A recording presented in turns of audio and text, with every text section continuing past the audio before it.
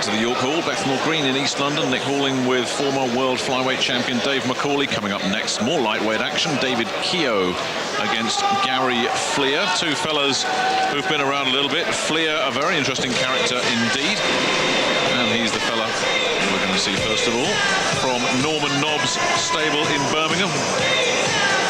There is Nobby Nobbs leading the way. And there is Gary Flear, who, believe it or not, is 33 years old, turned professional back in 1984, and looked very good. I don't believe you. He did. He looked very good, but then, get this, he had one fight in 11 years after that. He was active. Well, more active than me. But that's easy. I think you're only half a million. You're keeping me going, aren't you? And No. you always do that. No, he won 20 of his first 23 in his first 17 months, and then just vanished. He looked a real prospect. It's dedication that you need for this game. If you're not dedicated, forget it. You have to give us 110%, nothing less. Sacrifice the whole way through. It's the only way you get. It's the only way you're going to get there. It's a tough game. We all know that. Here's David Kehoe.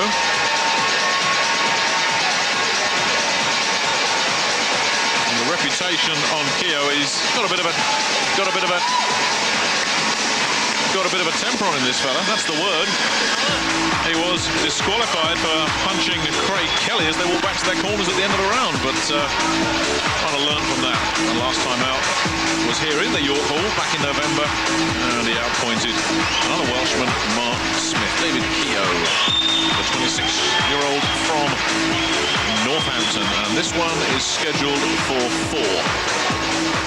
Ladies and gentlemen, we come now to the final contest of the evening, a lightweight contest over 4 3-minute rounds. Introducing in the red corner with the black shorts, 24 wins and 1 draw from 34 contests, 4 inside the distance. From Birmingham, will you welcome Gary Flear. And across the ring in the blue corner with the gold shorts, 6 wins and 1 draw from 10 contests, 3 inside the distance. From Northampton, David Kehoe. And with the weighing today, Flear scaled 9 stone 8.5 pounds, Kehoe 9 stone 11.5 pounds. Your referee for the contest, Ken Curtis, and your timekeeper, Nick White, 4 3-minute rounds.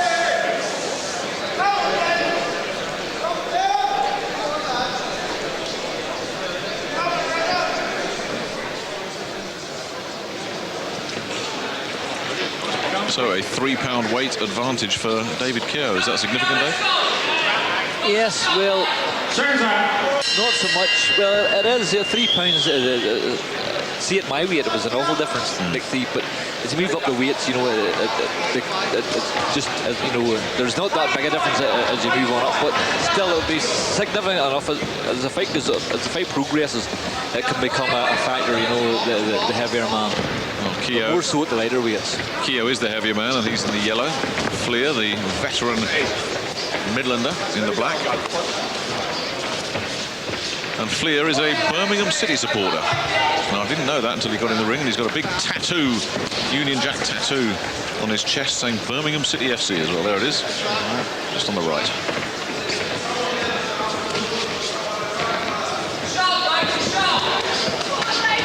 That's a good body shot from Kehoe, and Flear took it and felt it. See the head and he's holding too. on. Oh, yeah. I think the head went there. And acknowledged by Kehoe. Oh, I said he's a bit of a fiery character. Yep, he seems to be.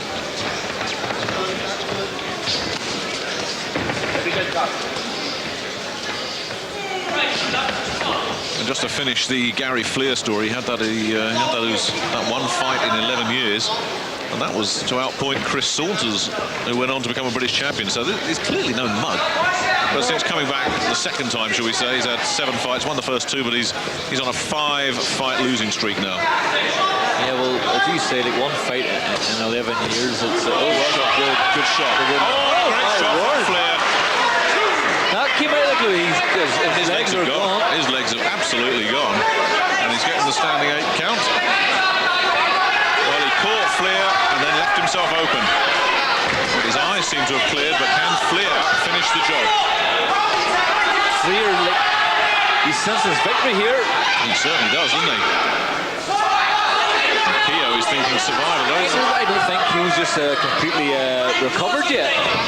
Oh, that's a good body shot. Oh, he's trying to get some life back into those legs. The eyes look pretty clear. You know what, that's a good left hand of Flear's. Very good. It certainly was. Coming out of nowhere when he was in a bit of trouble in his own corner.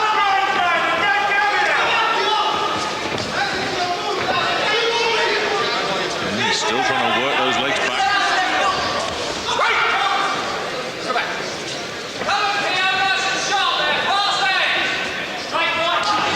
You can't help but think that the Gary Flear, who had those 20 wins in 23 contests, you know, he'd have put this fellow away by now.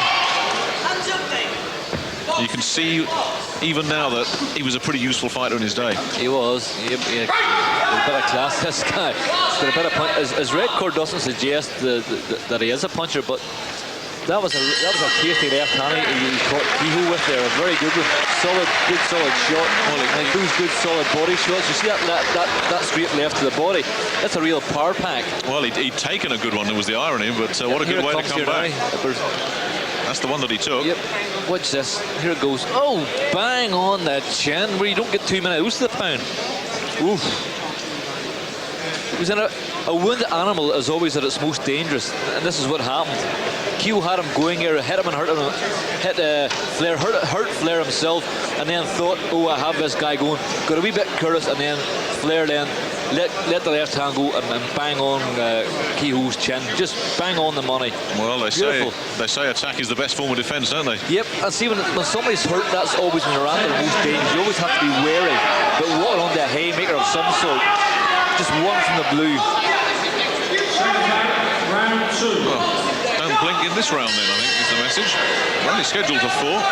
David Kehoe, who's had his wake-up call from Gary Flear, the man in the black trunks. So when fighters catch a fighter, they get excited and they just go whang, they just go straight in. You have to be very, very, very, very careful. If you haven't hurt them enough, they can still be very dangerous.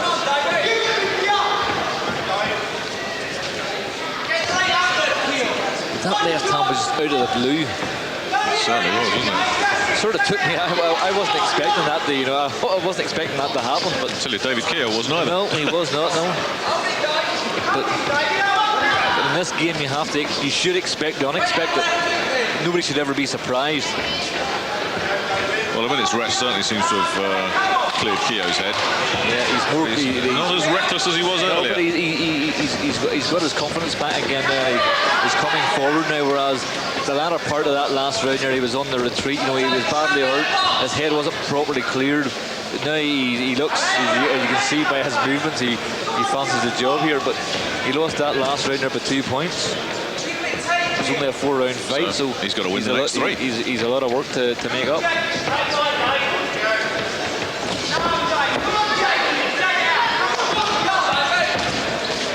That is a real good. When Flear lets that left hand go, that's a real good, solid, strong shot. Isn't it? It is. It really is. And Kehoe knows it. And even see when it goes to the body there, it does the same damage. That's a real good body shot that he throws with that left hand.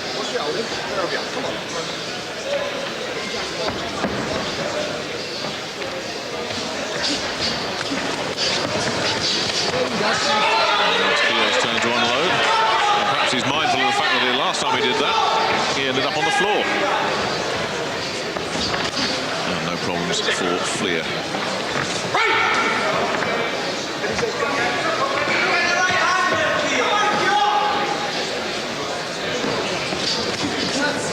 He walks him onto that left hand of the body. You see it, he just double it up, isn't he? Yeah, he just counters that. Yeah. But that's a good southpaw move. You always have to be worried of that shot. They can either turn it into an uppercut to the chin or an uppercut to the body. It's a dangerous shot. And a lot of orthodox fighters just fall right onto it all the time.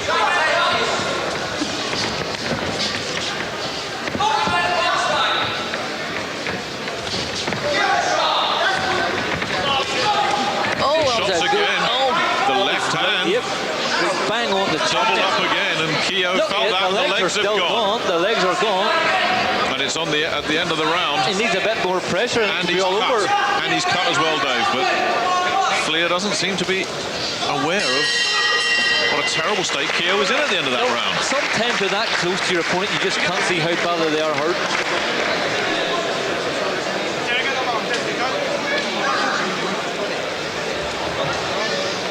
But this fella's legs had gone then. But you need your corner to tell you that the guy's hurt, because as I said there, you're so close you just can't see, and you're looking at the gloves, you're looking at this, but you're not looking at the legs, or sometimes you're not looking right into their eyes. You need your corner to tell you. Here it comes here again. This is another good right hand or left hand from Flear. They could just bang on the chin. Here it is. No, that's not it. We're getting here. A bit messy, a bit scrappy there, but they're holding on. But as you can see there, Flear like signaling to the referee, get us apart here, because I want to get in. I want to get in and do the business. Well,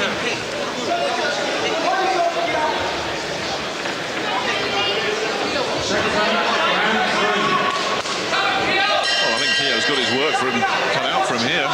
Well, he comes out full of biz at the start of the round, and then midway through the round, Flear catches him with one of his left hands, and he just sort of turns the whole fight around.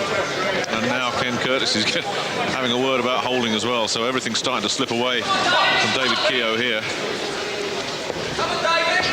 And remember, just 4 rounds, only one more after this. You see, Kehoe's making a big mistake. He's moving on to Flear's left hand. When you fight a southpaw, you always move to the right. Yeah, you always move to the right, because the southpaw's big punch is his left hand.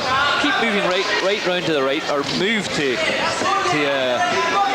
Kehoe's left. If Kehoe moves to his own left, he'll stay out of danger. But everybody's that used to moving to the right. It's a mistake we all make when we fight southpaws. There goes the left, this time to the body, and you could see Kehoe thinking, oh no, here it comes again. You could see him backing off. He's slipping around all over the place in there, Dave. I know he is, but that's probably the soles of the boots. I think those are Lonsdale boots. If they are, they're all the same. You can't, whatever sole they have on them, I had the same problem myself. Whatever type of sole they have, you step. Oh, left again. That's a cracker. And Kehoe's backing up again. You see, he's moving the wrong way every time. He's moving bang right onto it. Move to his own left to stay out of trouble. I guess that's what you do. Yep, stay out of trouble. It's so simple from this side of the ropes, isn't it? And we've been banged with quite a few good shots. Through moving one way, you say, right, okay, I want no more of those. I'll go the opposite direction. Switch direction, yeah.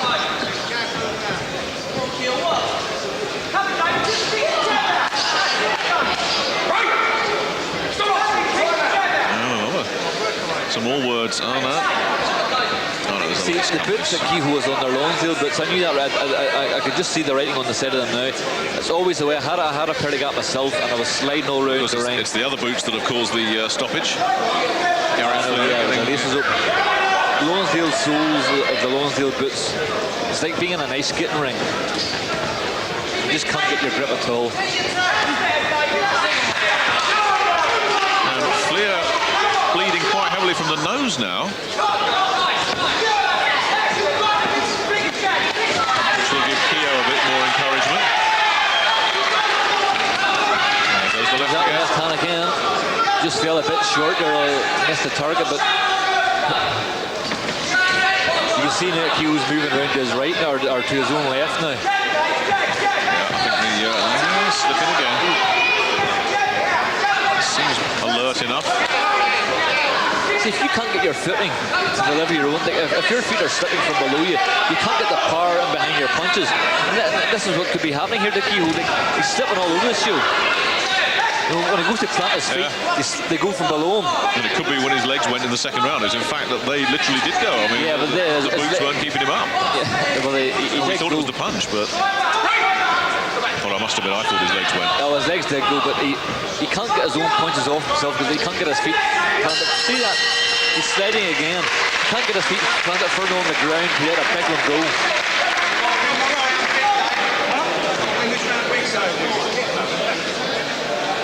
This is a good, oh, look at that for a cracking left hand. That's beautiful. just head went from side to side there. Oh, right on the money. See, that's lovely, beautiful. That's a carbon copy of the knockdown in the first round. Look at the legs. The legs are the legs. You can just see the legs there. They don't know where to go. They're going one way and the head's going another way. Well, that was a beautiful left hand. Lovely. They say you don't get 2 minutes. They're devastating and they're doing an awful lot of damage. Well, he's got 1 round to turn it around, Dave. 3 minutes. Well, who knows? It's a funny old game. It is indeed. And Ken Curtis has had to give him a warning as well, our referee. But as you say, you never know. Strange things happen. They both seem very happy in there. A lot of mutual respect, I think. Yeah, well, fighters normally do have great respect for each other. You know, once they're in there, might not show it outside the ring before they get it, but see, once they get in, sort of earn each other's respect then. Yeah.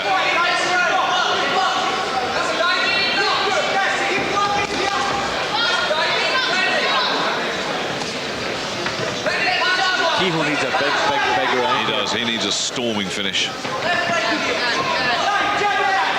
And he's somehow got to go for broke whilst knowing that he could walk onto that left hand at any moment. If it goes to the distance, he's going to lose, so he may as well go for, as you say, go for broke. You know, just give it all. Oh. The left again. Straight in.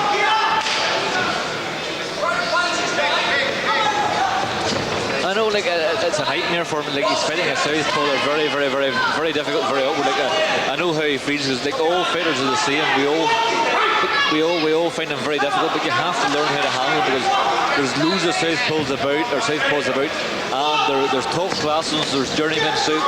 They're all in all the different categories. So they're throughout the boxing game. So you have to learn to. Slip this time for Gary Flear. Definitely no knockdown. A bit of everything in this one.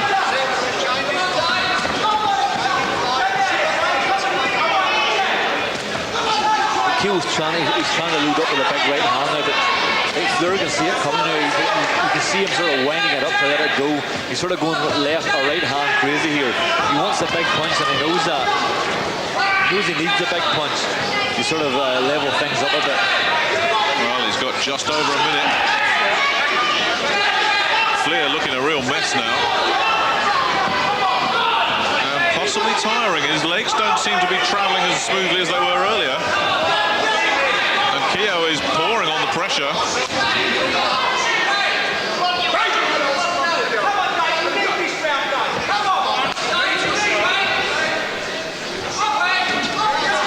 Nice wee right hook. They're not sort of shook. Shook Kehoe a wee bit. They're just a wee. Sort of. Oh, there's another good left hand on the body. Again. Yep. And it looks like this one's going to be decided by Ken Curtis.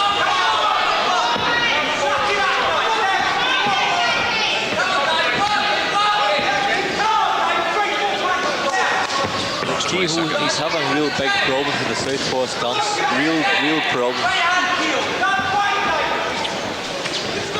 Has Flear done enough for you? Oh, I think he has. Kehoe's coming forward in the last round, but a lot of his punches are falling short or hitting the gloves. Well, he has to find out now, and there it is. Confirmation of what Dave McCauley thought. Gary Flear, who did the good work in the first round, followed it up in the second and then did enough just to hold on. And he gets Ken Curtis's decision over 4 very entertaining rounds. 4 good rounds. Like when the knockdowns come into operation, well, it just sort of livened things up a bit. And like Flear surprised everybody because I didn't think he could punch as hard as what he could punch, and bang, down your man goes. It shows all that talent that he had when he was younger. Yep. That fellow was once upon a time a real hot prospect. And ladies and gentlemen, at the end of 4 very good rounds of boxing, our referee Ken Curtis has scored the contest 36 to David Kehoe, 40 to Gary Flear. Flear is the winner. And a convincing one too. Yep, one every round.